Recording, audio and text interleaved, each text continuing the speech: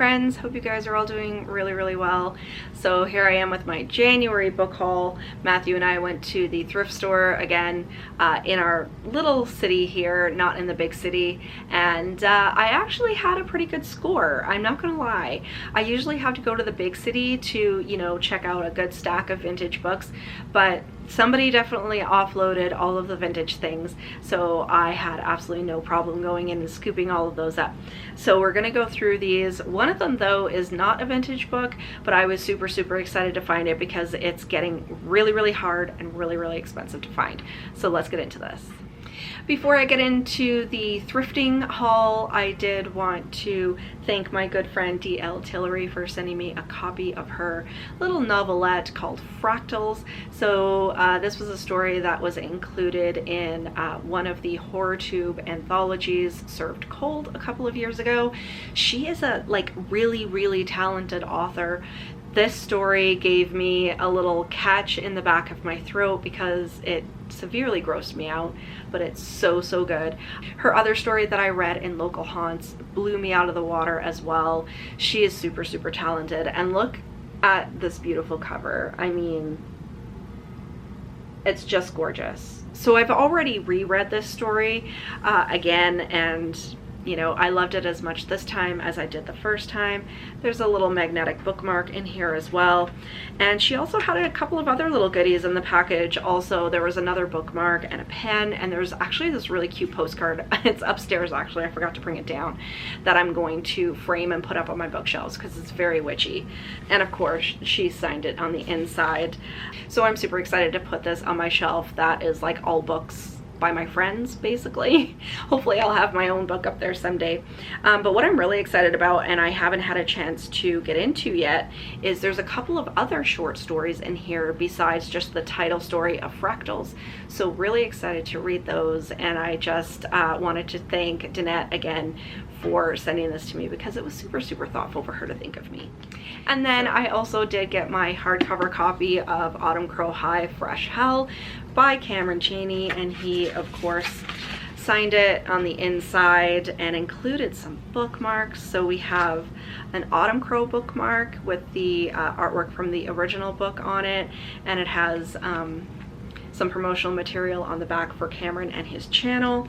And also another bookmark from Doors of Darkness, which is an anthology that Cameron blurbed, and I just love the illustrations on these. It's so cute. I can't get over, you know, adorable skeletons. So these are going in my little cup of bookmarks, and my hardcover copy of Autumn Crow High is going up on my Books by Friends shelf. Super excited to get this because when I read it originally, it was on Kindle, and I believe this is the revised edition where he fixed up a couple of things. So I'm super excited to reread this one. It probably won't be until spooky season again, but it's beautiful. It's absolutely gorgeous. If you're gonna buy Autumn Crow High, if you haven't picked it up yet, I would really recommend getting the hardcover because it's really gorgeous.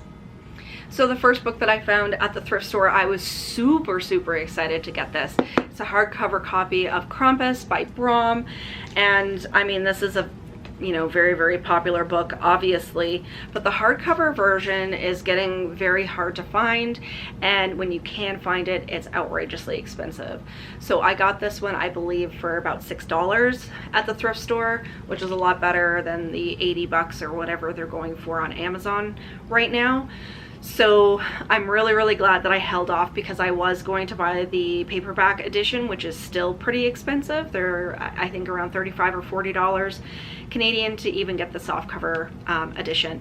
So super excited for this because this is going to go in my Creepmas reading for 2023. So get into this towards the end of this year.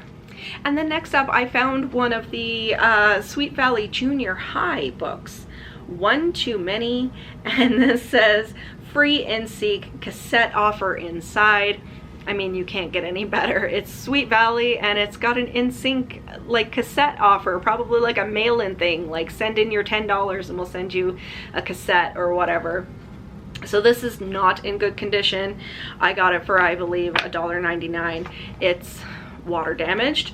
Luckily though, you can still flip all of the pages. They're all still pretty intact. It's just kind of like the edges kind of got a little bit wet. There's no mold or anything on it. So I went ahead and grabbed it because I don't have any of the Sweet Valley Junior High in my collection, and these are really rare to find. You can usually find the Sweet Valley Twins or whatever, but this is the first time I've seen one of these out in the wild, and so I had to go ahead and grab it even though it wasn't fantastic. We got another one of the Eric Wilson Liz Austen mysteries, so super excited about this. I believe I have another one actually. Two actually Liz Austen mysteries that I don't have. So this is a super cheesy Canadian vintage series, and there's one in this series that I read a couple of years ago. I believe it's like The Curse of the Vampire, or Vampires of Ottawa, that's what it was called, Vampires of Ottawa. And when I read that, you know, if I'm out in the thrift store, I will go ahead and grab these. Like I said, they're super cheesy, and they all take place in a different area of Canada, so it has a lot of geography and history and all of that sort of wrapped into a fictional story that, you know, revolves around Liz Austen, who's kind of like a Nancy Drew sort of character. So I got these two. So we have the Emily Carr mystery and Escape from Big Muddy. So one takes place in Saskatchewan, which is Escape from Big Muddy, and the other one takes place in Victoria, BC, the Emily Carr mystery. So, you know, if you want to learn a little bit about Canadian history and geography and have all the cheese, the vintage cheese as well, I would highly recommend this series. It's actually really cute. Keeping with the Canadian stories, we have Rainbow Valley. This is from the Anne of Green Gables series. This is number 7 by L.M. Montgomery. So this says it's a special collector's edition. It's in pretty good shape. I mean, considering how old these Anne of Green Gables stories are now, I was really super excited to find one that wasn't too creased up in the spine. And I keep saying this, I've got to get my list done up of everything that I have and everything that I don't have, so I don't buy duplicates. But this one is one that I definitely knew that I hadn't had for my collection because I've never seen this one before, so super excited about that. And then I did find another one in the Screech Owls series. So this is another cheesy Canadian YA sort of series, or middle grade I guess you would call it, that revolves around this hockey team in Canada called the Screech Owls, and they get into different kinds of adventures that revolve around their hockey team and games and stuff like this. So this is Power Play in Washington. So gonna stick this one in with the rest of the Screech Owls books that I have. I don't even know why I started collecting these. I have no idea. I've never read any of them, but they look super cute. This is one that I just grabbed up just on a whim. It's called Strawberry Girl, and this is a Dell Yearling book by Lois Lenski. So the story itself is from 1945, but this particular book is from 1973, and like I said, I have no idea why I picked this one up, but it had a super cute cover, and these Yearling books are usually quite cute. So this one says, when her family moves into the old Roddenberry place in the Florida backwoods, 10-year-old Bertie Boyer looks forward to happy times. Her father says they'll raise sugarcane, oranges, and even a crop of strawberries, and Bertie can't wait to be a strawberry girl. So this sounds like something that you would definitely pick up you know, in the hot days of summer, and it's gonna give all of the warm and cozy feels. You know, most of what I read and watch is like solely revolving around horror in most cases, but the warm and fuzzy books like this definitely appeal to me. This reminds me kind of The Root Cellar, which is one that I read a lot as a kid, and if you ever see it around, I would definitely recommend picking that one up. I did find a vintage Lois Duncan as well. This is Locked in Time. Who Pays the Price for Eternal Youth? So I do have a couple of Lois Duncan on my shelves, but most of them are reprints. So I was really excited to find an actual vintage copy, and this is one that I haven't read. I haven't read a whole lot of Lois Duncan, I have to say. I really do want to pick up at least one of hers this year. Not sure if it's going to be this one. I've really wanted to read Killing Mr. Griffin, is one that sticks out in my mind for some reason. So I might pick up this one, might pick up that one, but either way, I'm really super excited to actually find a bona fide vintage Lois Duncan. And then this is an anthology that I've been looking for quite a while, actually. So this is The Screaming Skull and Other Great American Ghost Stories, edited by David G. Hartwell. And this has a fantastic cover, so you can see all of these spirits kind of coming out of the skull. I love this cover. It's not in great shape at all. It's bent up and there's huge creases going in the cover and stuff. But for the sake of $1, I figured I'd pick it up and throw it on my shelf because I do want to delve a little bit more into my vintage collection this year instead of just reading mostly modern stuff. And I've already failed so far in the first couple of weeks of January. So I definitely need to kind of shift my reading a little bit because I want to read more vintage books. There's just so many books and so little time. Maybe what I have to do is, you know, do like, I'm gonna pick up this modern one for a particular month, but all the rest have to be vintage, or 2 in a month and all the rest have to be vintage, because there's definitely books between classics and 80s and 90s stuff that I have to get to. You know, I always get messages from my friends on Instagram and stuff. They're like, what do you mean you haven't read this yet? And I'm like, I know, it's ridiculous. So I'm gonna try to rectify that this year. And then the last one, so this is a pretty mini book haul by my standards, but I was so excited to find this because I didn't even know these existed. So this is a Blair Witch Files book, and I had no idea. Zero idea that there was a spin-off book series that was based on the Blair Witch Project. So this one is from 2001.